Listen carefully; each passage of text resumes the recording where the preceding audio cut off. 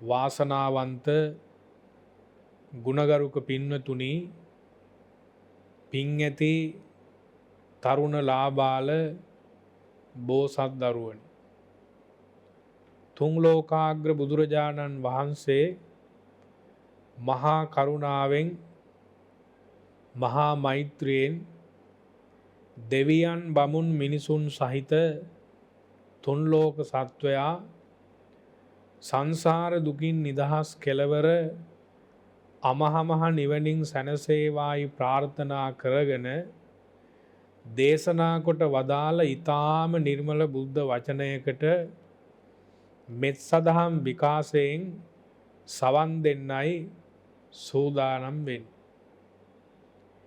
පින්නතුනි, මේ ලෝකයේ උගන්වන පින්කම් තුනක් තියෙනවා. දානය, සීලය, භාවනාව කියලා. ගොඩාක් මිනිස්සු කැමති දන් දෙන්න.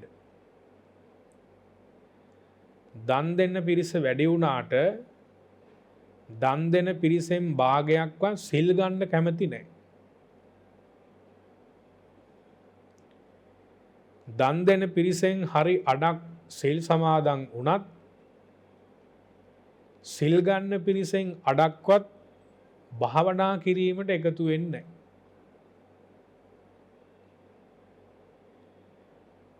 බෞද්ධයන්, මිනිස්යන් බොහෝ පිරිසක් වැඩිපුර කැමති එහෙනම් දන් දෙන්න.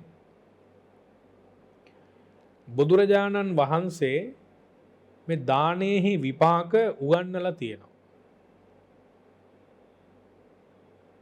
දක්ඛින විභංග සූත්‍රයේ දාන 14ක් තියෙනවා. පෞද්ගලික දාන. ඒ වගේම නොයෙකුත් අවස්ථාවල දානානිසංස ආත්ම වශයෙන් ආත්ම 100 200 ලැබෙන ප්‍රමාණය බුදුරජාණන් වහන්සේ සූත්‍රවල දේශනා කරලා තියෙනවා. ඒ මොන දානද? ආමිස දාන වලින් ලැබෙන ආනිසංස. නමුත් පින්වතුනි, ධර්ම දානයෙන් ලැබෙන පිනේ ප්‍රමාණය, විපාකය සංඛ්‍යාත්මකව කියන්න බැරි තරම්. අපි කෙනෙකුට ආහාර වේලක් දුන්නොත් ඒ දෙන ආහාර වේලයේ භුක්ති විඳින කෙනාගේ තියෙන සිල්වන්ත ගුණවන්තකම හැටියටත් දානය ලබා දෙන කෙනාගේ තියෙන සිල්වන්ත ගුණවන්තකම හැටියටත් දානෙහි විපාක අඩු වැඩි වෙනවා.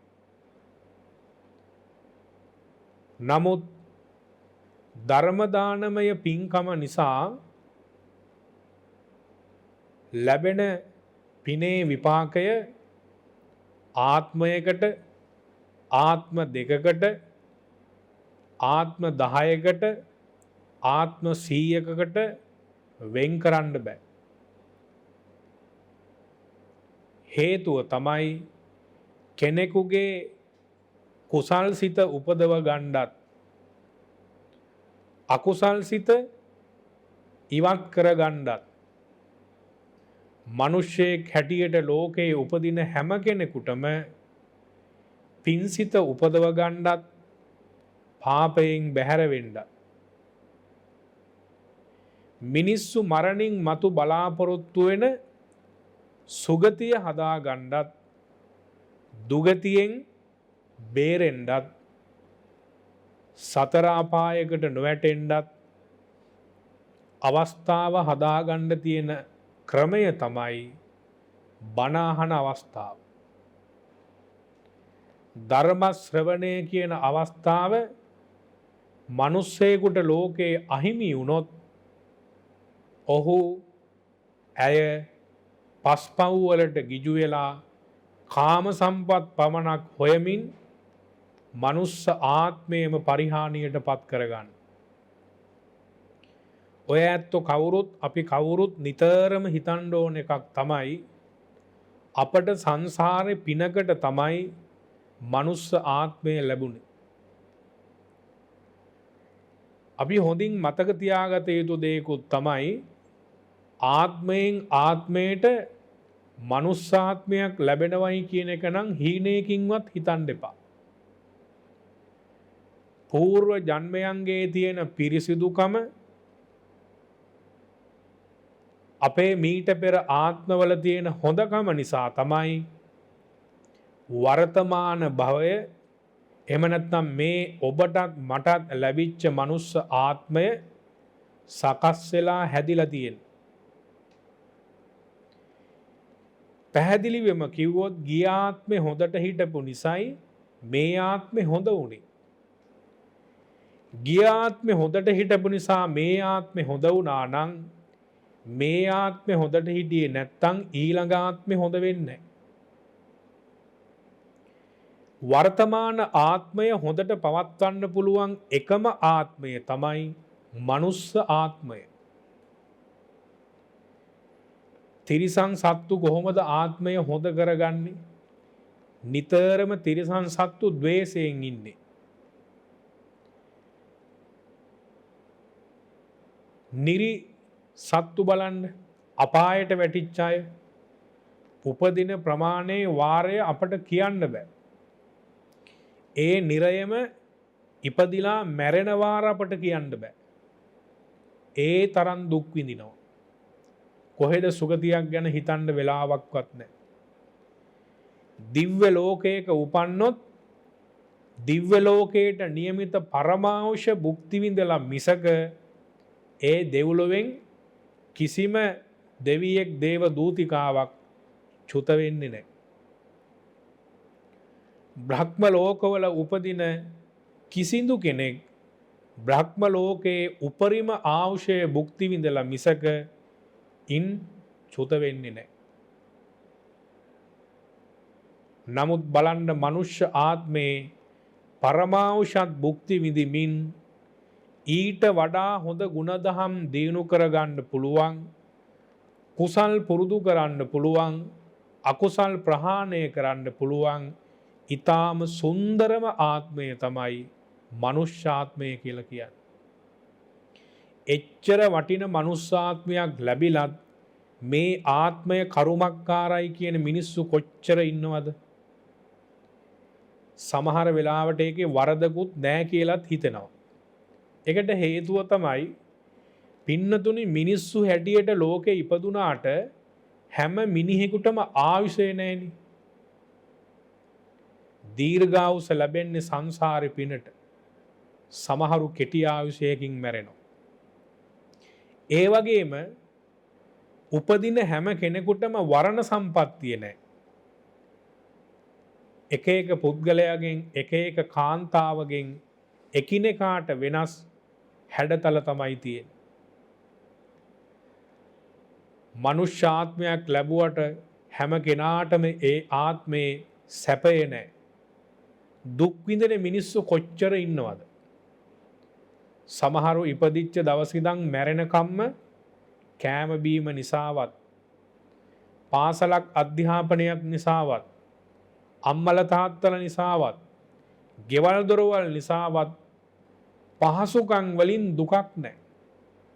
සැපයමයි ලැබෙන්නේ. සමහර ඇත්තන්ට ඉපදිච්ච දවස් ඉඳන් මැරෙනකම්ම දුක්. ඒ ඇත්තෝ කියන්නම ඉන්නවට වඩා හොඳයි මැරෙනවා. සැපේ නැහැ. සමහරුන්ගේ ශාරීරික බලය බලන්න හැමෝට මේක නැහැ. සමහර ඇත්තෝ ශාරීරික බලය අහිමි වෙලා උසට සරිලන මහතක්, එවැගේම අතපය, ඇස්කන් නාසා ඉන්ද්‍රියන් පරිපූර්ණව පිහිටන එක හැමෝට මේවා ලැබෙන්නේ නැහැ. ඒවා සංසාරේ පින තියෙන්න ඕන. එහෙම නැති වෙනකොට මිනිස්සු කියන කතාව තමයි මේ මනුස්සාත්මයත් හරි කරුමක්කාරයි. අපට මේ කර්මයේ ස්වභාවයේ හැටියට ආයුෂය, වර්ණය, සැපය, බලය වගේම ප්‍රඥාව කියන එකත් අඩු වැඩි වශයෙන් වෙනස් වෙවී ලැබෙනවා. සමහර මිනිස්සු ජීවිතයේ ගන්න තීරණ කවදාවත් පසුතැවෙන්න උපකාර වෙන්නේ.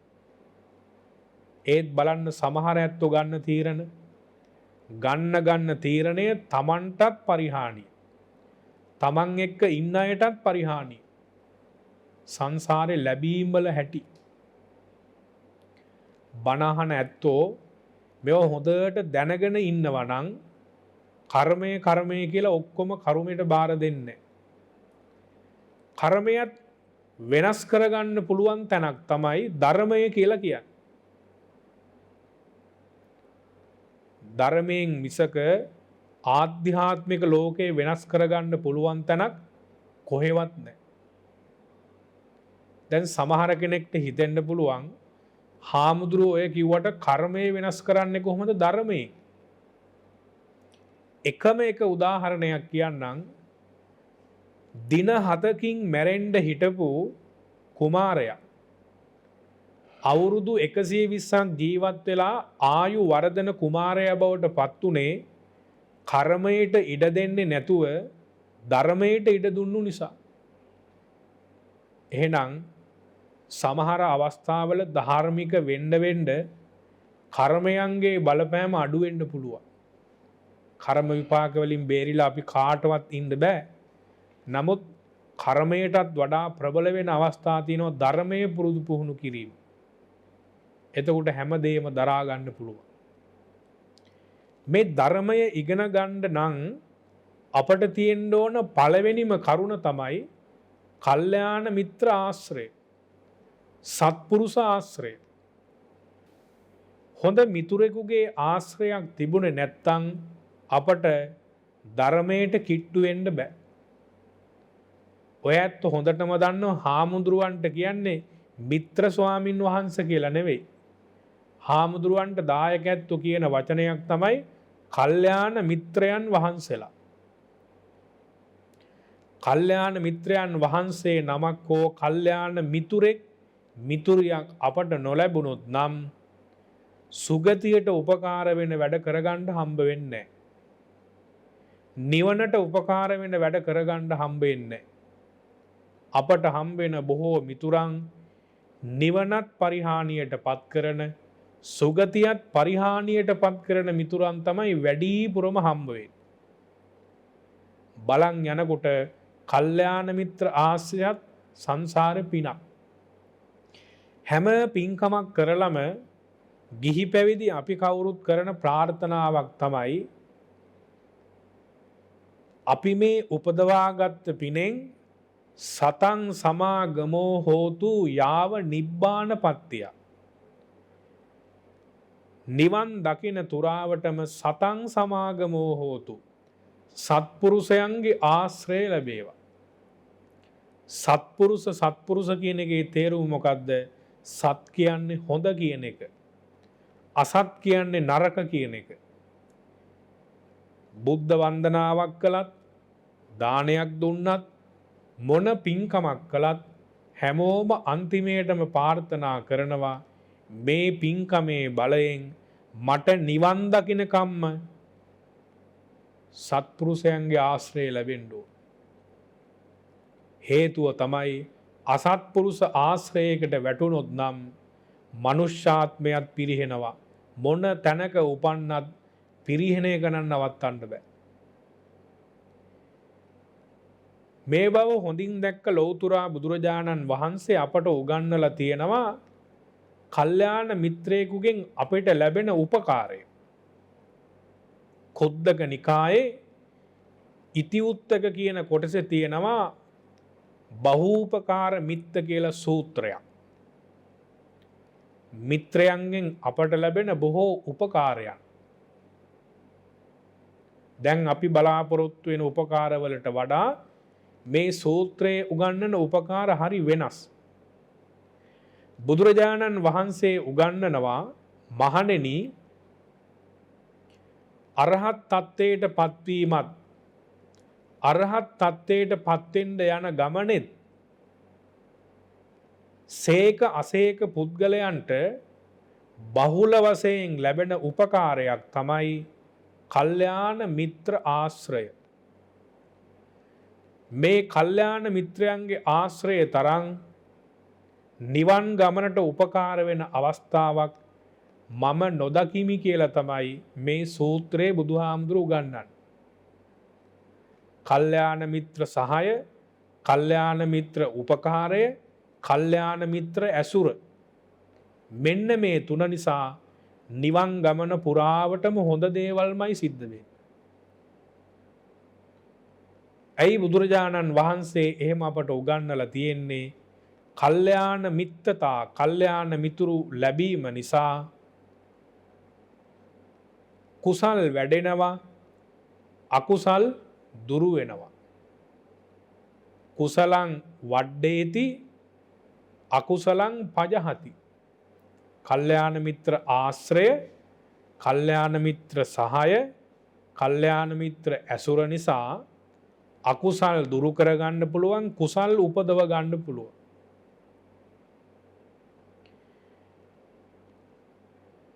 මේ කල්යාණ මිත්‍රත්වය ගිහි පැවිදි අපි හැමෝටම ලැබෙනකොට කල්යාණ මිත්තෝ යෝ බික්කු, යම් භික්ෂුවකට, යම් ගිහියෙකුට, යම් පැවිද්දෙකුට, යම් මිනිසෙකුට කල්යාණ මිත්තතා, කල්යාණ මිතුරෙක් ලැබුණොත්, කල්යාණ කියන්නේ හොඳ, මිත්ත කියන්නේ මිතුරා. ඒ කියන්නේ හොඳ මිතුරෙක් ලැබුණොත් ඔහුට ඉන් ලැබෙන විපාකය තමයි බුදුහාමුදුරුවෝ මේ සූත්‍රය උගන්වන්නේ. දැන් අපට මිතුරු හම්බ වෙන්නේ gedara ඉඳන්ම.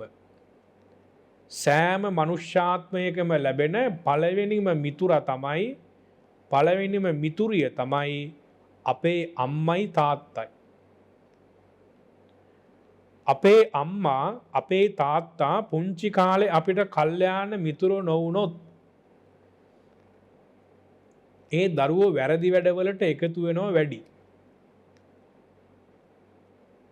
දැන් බලන්න මේ ලෝකේ කල්යාණ මිත්‍රයෙක් කියලා ඇසුරු කරන දුරකතනය ලෝක විනාශයට වඩා බරපතලයි දුරකතනය නිසා වෙන විනාශය. දිනු වෙච්ච රටවල් වල දුරකතනය අවුරුදු 14 වෙනකන් පාවිච්චි කිරීම තහනම්. දුරකතන හදන සමහර රටවල් පවා දුරකතන පාවිච්චි අවුරුදු 14 වෙනකම් තහනම්.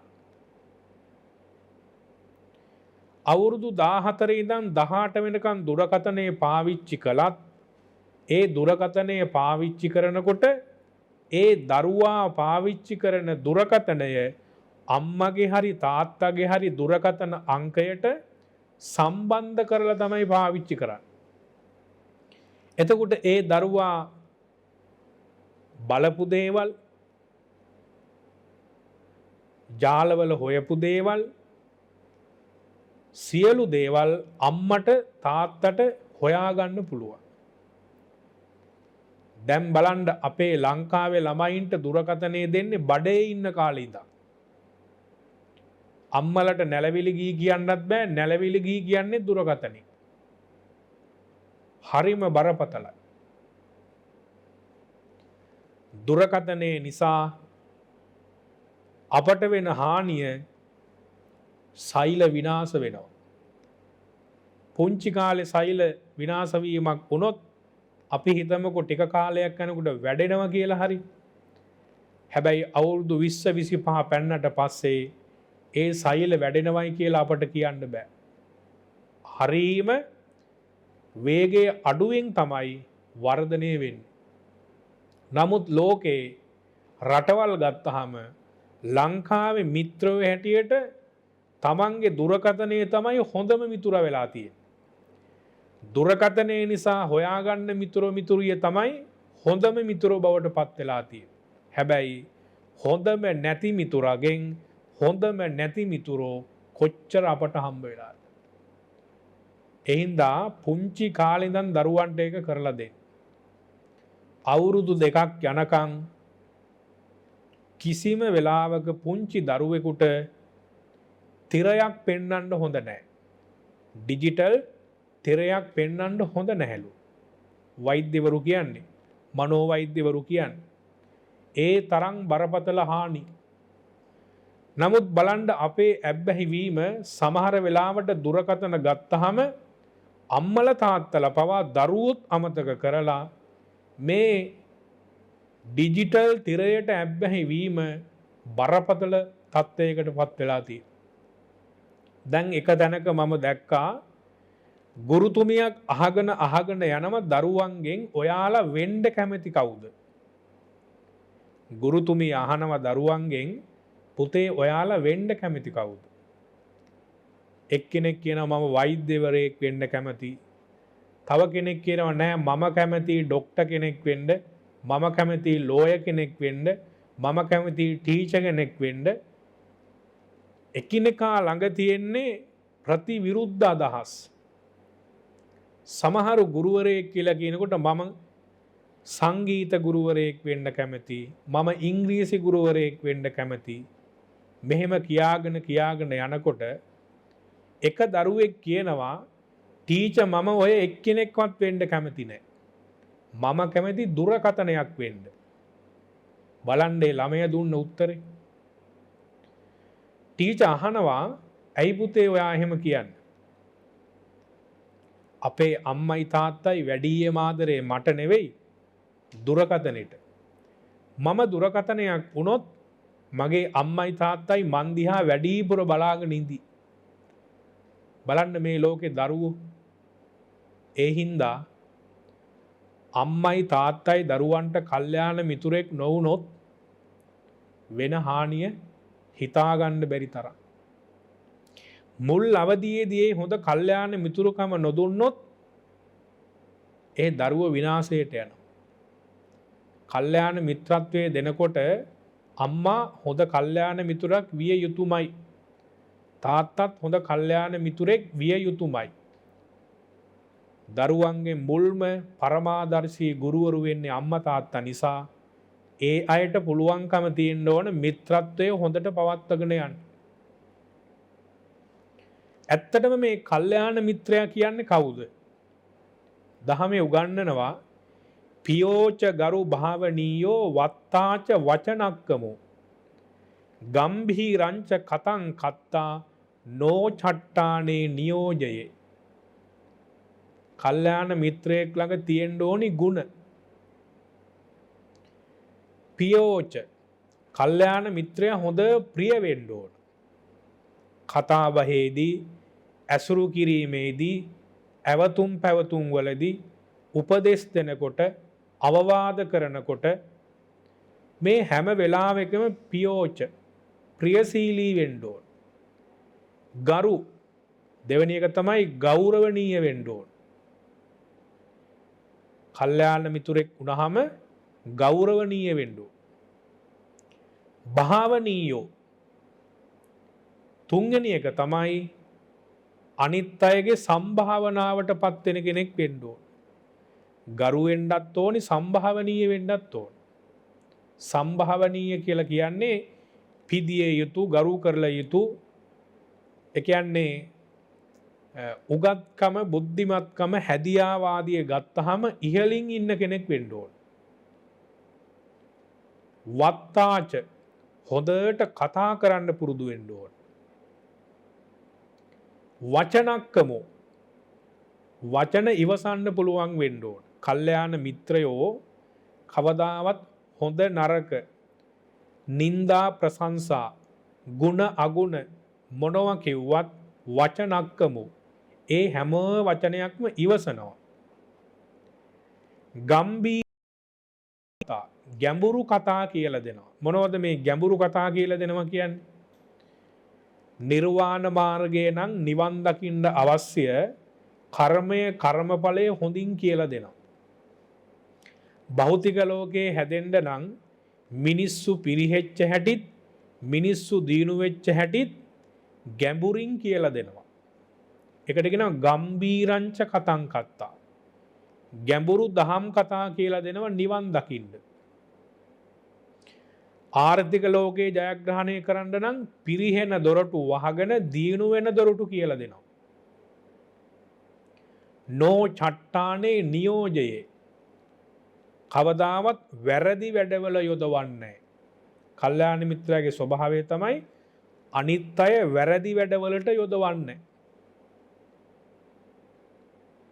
මෙන්න මේ ಗುಣ තියෙනවා නම් විතරක් ඕන ඔය ඇත්තෝ කතා කරලා කියන්න මේ නියම කල්යාණ මිත්‍රයා.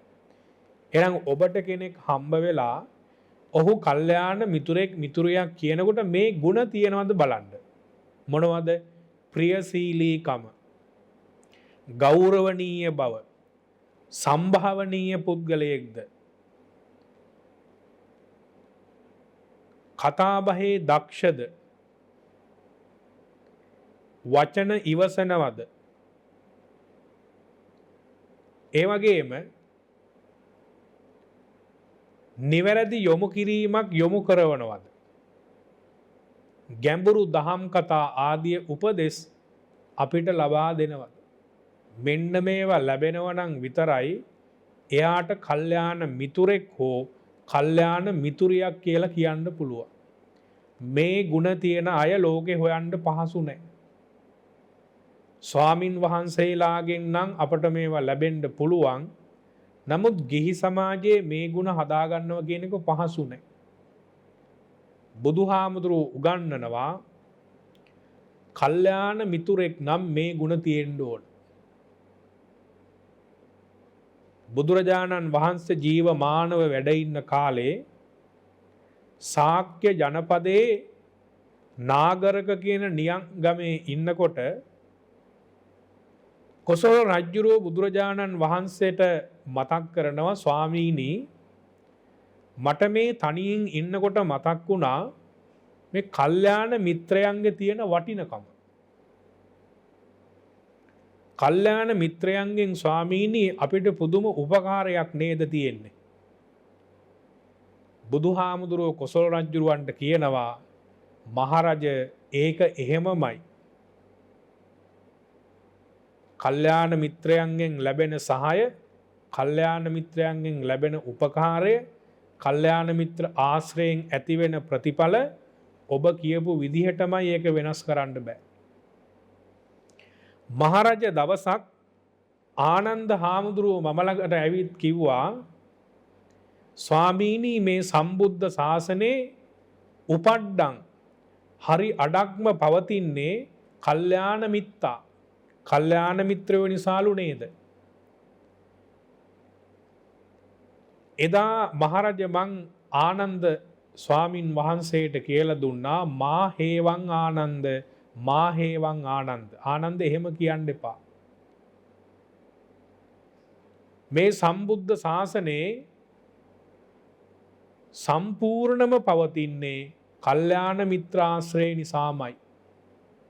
කෙනෙකුට නිවන් දකින්න ලැබෙන්නේ, කෙනෙකුට පින්දහම් කරන්න ලැබෙන්නේ, කෙනෙක් පවෙන් මුදවගන්නේ, කෙනෙක් පිනට යොමු කරන්නේ, කෙනෙක් අකුසලයෙන් ඉවත් වෙන්නේ, කෙනෙක් කුසලයෙන් ජීවිතේ පුරුදු පුහුණු කරන්නේම කල්යාණ මිත්‍ර ආශ්‍රය නිසාමයි. කල්යාණ මිත්‍රෙක් නොලැබෙන බොහෝ පිරිසක් අද තමන්ගේ ජීවිතේ විනාශ කරගෙන යනවා.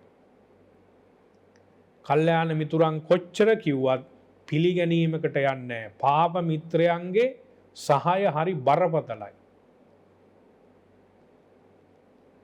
පන්සලකට එක් කරගෙන යන්න උත්සාහවත් වෙන මිතුරන් අතර සාදයකට එක් කරගෙන යන්න උත්සාහවත් වෙන මිතුරෝ වැඩි.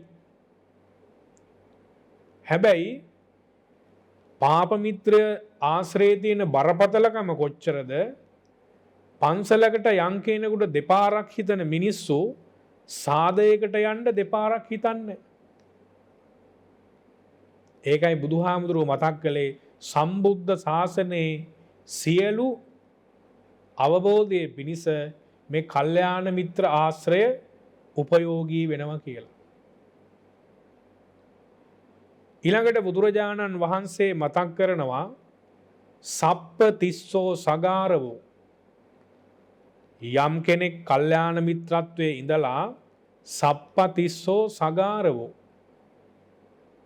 අවබෝධයෙන් යුක්තව ගරු කිරීමට යනවනම් අවබෝධයෙන් ගරු කරන්න ඕන. සිහිය පිහිටලා ගරු කරන්න ඕන. නිවන් මඟ හදාගන්න යනකොට මේ ගරු කිරීම ප්‍රබලයි. දැන් ශාසනය හම්බ වෙනවා බුදුරජාණන් වහන්සේට නිගරු කළ අය.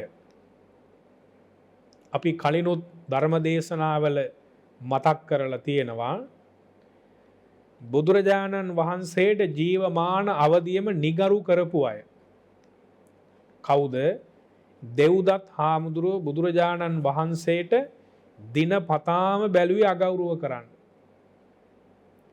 සුප්පබුද්ධ රජ්ජුරුවෝ තමන්ගේ දියණිය වැන්දබුවක් කළා, විවාහයට පත් කරගෙන දාලා ගියා කියලා හැම වෙලාවෙම බැලුවේ පලිගන්න, අගෞරව කරන්න. චිංචි මානවිකාව දෙනෝදහක් ඉදිරියේ ඇවිල්ලා අගෞරව කළා. මාගන්දිය අම්මයි තාත්තයි මාගන්දියත් එක්ක විවාහ වෙන්න කියලා බුදුහාමුදුරන්ට යෝජනා කළාම බුදුහාමුදුරුවෝ ප්‍රතික්ෂේප කළා. බෝමැඩ ඉන්නකොට තණ්හා රති රඟා මාරදූවරු 3 දෙනෙක් ආව මං වසඟයට පත් කරගන්න. ඔවුන් පරාජය කරපු මට ඔබ කවුද? මේ මාගන්දි දුව කියලා කියන්නේ සිදුරු නවයකින් අසූචි ගලන කෙනෙක්. මාගන්දිය හරි ලස්සන හින්දා මාගන්දිය බුදුහාමුදුරුවොත් එක්ක තරහ වුණා. අගෞරව කළා. පලිගත්තා. සිහියෙන් තොර වෙලා ගරු කිරීමෙන් තොර වුණාම ඒ විනාශය ලබන්නේ තම තමන්මයි.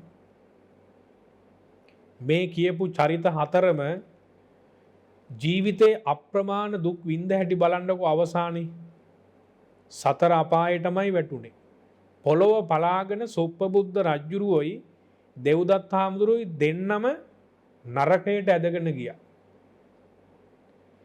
සිහිය පිහිටලා ගරු කිරීම ඉගෙන ගන්න. මම මේ මතක් කළේ බුද්ධ ගෞරවය විතරයි. කල්යාණ මිත්‍රයෝ ඔබට ලැබෙන අපට ලැබෙන හැම කෙනෙකුටම ගරු කරනවා. නිගරු කරන්නේ. අපි පුළුවන් තරම් ගරු කිරීමට පුරුදු පුහුණු වුණොත් කල්යාණ මිත්‍ර සහයත් එක්ක සුගතිය හදාගන්න එක අපහසු වෙන්නේ. ඊළඟ එක තමයි මිතුරන්ගේ වචන ඉටු කරන කෙනෙක් වෙන්න ඕන. මිත්තානං වචනං කතං. මිතුරාගේ වචන ඉටු කරන කෙනෙක් බවට පත් වෙන්න ඕනේ. කල්යාණ මිත්‍රය එහෙමයි. දැන් අපි මුලින් කියපු ගුණ ඇති කල්යාණ මිත්‍රයන් අපට යමක් උගන්වනවා නම්, අපට යමක් කියලා දෙනවා නම්, ඒ කියලා දෙන වචනය ඉටු කරන්න ඕන. දැන් අපි සාමාන්‍යයෙන් අපට කෙනෙක් කියන දෙයක් ඉටු කරන්න බොහෝ වෙලාවට සූදානම්. කල්යාණ මිත්‍රය අපේ අම්මා නම් අම්මා කියන දේ අපි කරන්න ඕන. කල්යාණ මිත්‍රය අපේ තාත්තා නම් තාත්තගේ වචන ඉටු කරන්න ඕන. කල්යාණ මිත්‍රය අපේ පාසලේ ගුරුවරු නම් ඒ ගුරු බවතුන් කියන හොඳ දේ ඉටු කරන්න ඕන. කල්යාණ මිත්‍රයා අපට ලැබිච්ච හාමුදුරුවෝ නම් ඒ ස්වාමින් වහන්සේලා කියන දේවල් ඉටු කරන්න ඕන. ඒ තමයි නියම කල්යාණ මිත්‍රත්වය. වචන ඉටු කරාට වැඩක් නැහැ. කල්යාණ මිත්‍රයන්ගේ වචන ඉටු කරන්න ඕන. දැන් අපට ජීවිතේ මිතුරු වචන කොච්චර හම්බ වුණත් ඒවා මිතුරු වචන නෙවෙයි. ඒවා සතුරු වචන. කල්යාණ මිත්‍ර වචන අහන්නත් සංසාරේ පිනක් තියෙන්න ඕන. දැන් එක රජ කෙනෙක් හිටියා. ඒ රජුරුව හරි ලෝභයි. නිතරම බලන්නේ රජයන් අල්ලගන්න. සක්දෙවිඳුන් බැලුවා මේ රජ්ජුරුවන්ගේ තියෙන ලෝභය අඩු කරලා හොඳ රජෙක් කරන්න නම් උපක්‍රමයක් යොදන්න ඕන. තරුණයෙක්ගේ වෙසක් අරගෙන රජ්ජුරුව ළඟට ගිහින් කියනවා පණිවිඩයක්. සක්දෙවිඳුන්ගේ තියෙන අනුහස නිසා මේ තරුණ වේසෙන් යනකොට ළඟ හිටපු සියලු දෙනා එතනින් ඉවත් වෙන්න සිද්ධ වුණා. ඉවත් වුණාම පණිවිඩයක් කියනවා රජතුමනි රාජ්‍ය 3ක් තියෙනවා යුද්ධ කරොත් අල්ල ගන්න පුළුවන්. රජුරුවොත් බලාගෙන හිටියේ රාජ්‍යයක් අල්ල ගන්න. පණිවිඩය කියලා තරුණයා යන්න ගියා. පණිවිඩය අහපු වෙලාවෙ ඉඳන් රජුරුවෝ හරි තෘෂ්ණා සහගතව තියෙන රජයටත් වඩා නැති රාජ්‍ය 3ක් අල්ලගන්න පුදුම පොරකෑමක් පොරකන්.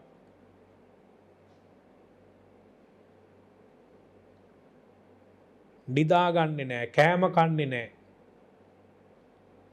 රාජ සභාවේ ඔක්කොම කැඳවලා කියනවා මට තරුණයෙක් ඇවිල්ලා පණිවිඩයක් කිව්වා රාජ්‍ය 3ක් තියෙනවා යුද්ධ කරොත් අල්ලගන්න පුළුවන්. පුරෝහිතවරු රාජ සභාවේ ඉන්න අය ඇමතිවරු ඇහුවා දේවයන් වහන්සේ තරුණයා මතකද? තරුණයාගේ විස්තරයක් ගත්තද? අනේ මට ඒක කරන්න බැරි වුණානේ. ඉක්මනටම ගිහිල්ලා තරුණයා කොහෙද යන්නේ කියලා හොයන්න. එදා හොයනකොට මේ තරුණයව අල්ලගන්න පහසු නෑ. සක්දෙවිඳුයි තරුණ වේශයකින් ආවේ. පස්සේ අඬබෙර ගැහුවා. අඬබෙර ගැහුවත් හොයාගන්න බෑ. රජ්ජුරුවෝ රාජ්‍ය ගැන හිතලම දුර්වල වුණා. ලෙඩ වුණා. එදා බුදුරජාණන් වහන්සේ බෝසත් අවදියේදී ඉපදිලා වෛද්‍යවරයෙක් හැටියට මේ තරුණ අවදියේම රජ්ජුරුවෝ ළඟට ගියා. රජතුමාට කිව්වා ස්වාමීනි මං ඔය ලෙඩේ සනීප කරන්න. ඉන්න ඔක්කොම කියන්න පටන් ගත්තා මේ තරුණ කොල්ලෙකුට පුළුවන් ද අපේ රජ්ජුරුවෝ සනීප කරන්න? පිටමං කරන්න හදනකොට තරුණ වෛද්‍යවරයා කියනවා ස්වාමීනි මට පඳුරු වැඩක් නැහැ. මම කරන්නේ බෙහෙත් කරන එක විතරයි. කැමතිනම් යන වියදමින් අඩක් දෙන්න. රජ්ජුරුව එකඟ වෙලා දැන් රජ්ජුරුවන්ට බෙහෙත් කරනකොට ඇහුවා දේවයන් වහන්සේ ඔබ වහන්සේගේ ලෙඩේට හේතුව මොකක්ද?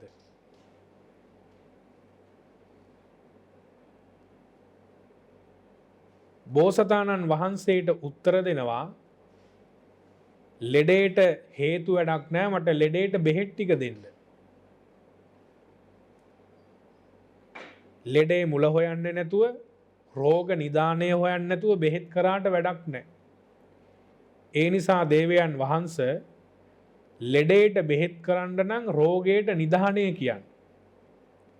රජ්ජුරුවෝ මුලක ඉඳන් විස්තරය කියනවා තරුණයෙක් ඇවිල්ලා මට කියලා ගියා රාජ්‍ය 3ක් තියෙනවා. මේ රාජ්‍ය 3 ජයග්‍රහණය කරන්න නම් යුද්ධයක් කළොත් රජතුමාට පුළුවන්කම ලැබෙනවයි කියලා කිව්වා. නමුත් තරුණයාව හොයාගන්න විදිහක් නැහැ. අන්න එදා පටන් තමයි මට මේ රෝගය. රජ්ජුරුවන්ට තරුණ වෛද්‍යවරයා කියලා දෙනවා මේකට ඕන බෙහෙත ධර්ම ඖෂධය. ධර්ම ඖෂධය දෙනව හැර මේ ලෙඩේ සුවපත් කරන්න බෑ. රජ්ජුරුවන්ට කියලා දෙනවා මේ තරුණ වෛද්‍යවරයා බොහෝම ලස්සනට රජතුමනි බත් පිඩු 4ක් ඇනුවට බත් පිඩු 4ම එකපාර කන්න බෑ. රජයන් 4ක් තිබුණට රජය 4ම එකපාර පාලනය කරන එක පහසු නෑ.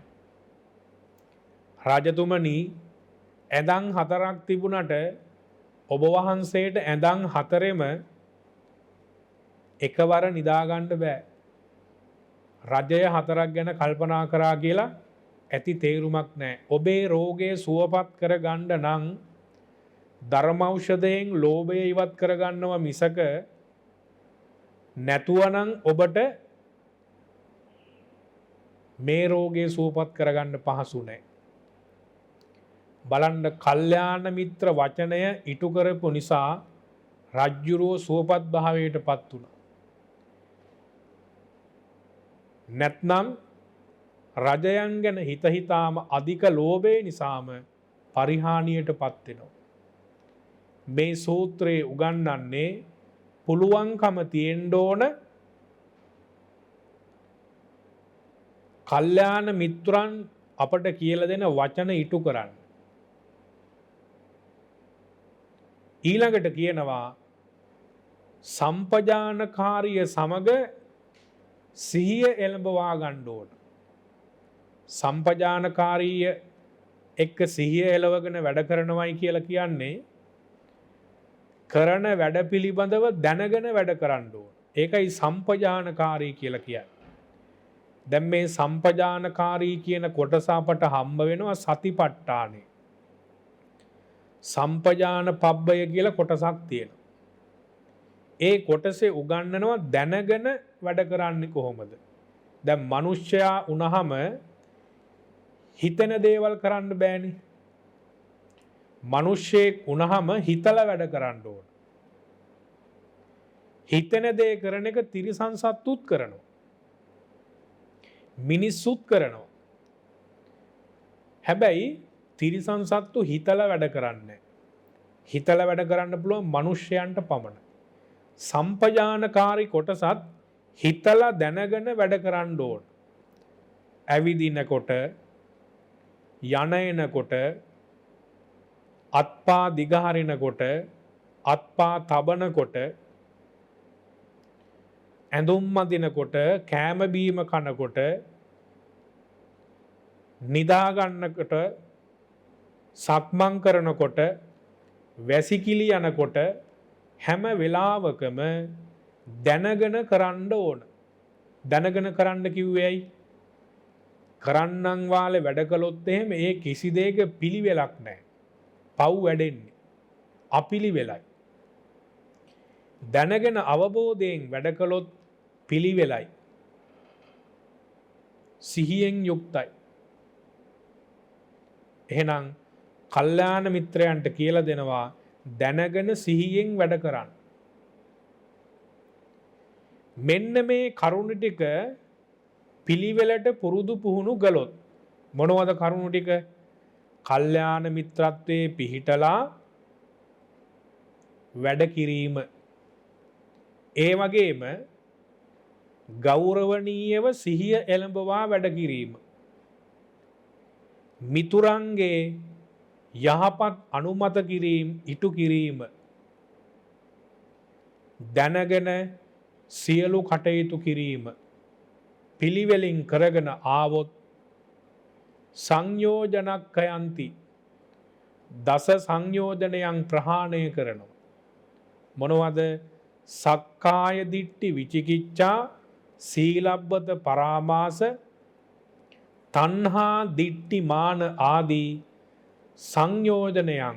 එහෙම නැත්නම් සංසාරේ බැඳලා තියෙන සංසාරේ දිග්ගස්සන බැඳුම් වලින් නිදහස් වෙලා නිවන් සාක්ෂාත් කරගැනීමේ පියවරට එකතු වෙන්න පුළුවන් කියන එක ඉතිඋත්තක පාළියේ තියෙන මේ බහූපකාර මිත්ත සූත්‍රයෙන් උගන්වලා තියෙනවා. එහෙමනම් ඔය ඇත්තනොත් කල්යාණ මිත්‍රාශ්‍රයේ වටිනකම හොඳින් දැනගෙන සිහියෙන් ගෞරවණීයව අනිත් අයටත් ගරු කරමින් වැඩ කරලා කල්යාණ මිතුරන්ගේ හොඳ අනුමත කිරීම ඉටු කරමින් සිහියෙන් දැනගෙන එදිනදා ජීවිතයේ සියලු කටයුතු ඉටු කරමින් සංයෝජනයන් ප්‍රහාණය කොට ලබන්න පුළුවන් උතුම් නිවන් ගමන සාක්ෂාත් කරගන්න මේ ධර්මානුශාසනාව ඔබට ඒ වෙනුවෙන් මහත්සේ ඉවහල් වේවායි ප්‍රාර්ථනා කරනවා. පුරුදු පුහුණු කරන්න ඔබට වාසනාව ලැබේවායි අපි ආශිර්වාද කරනවා.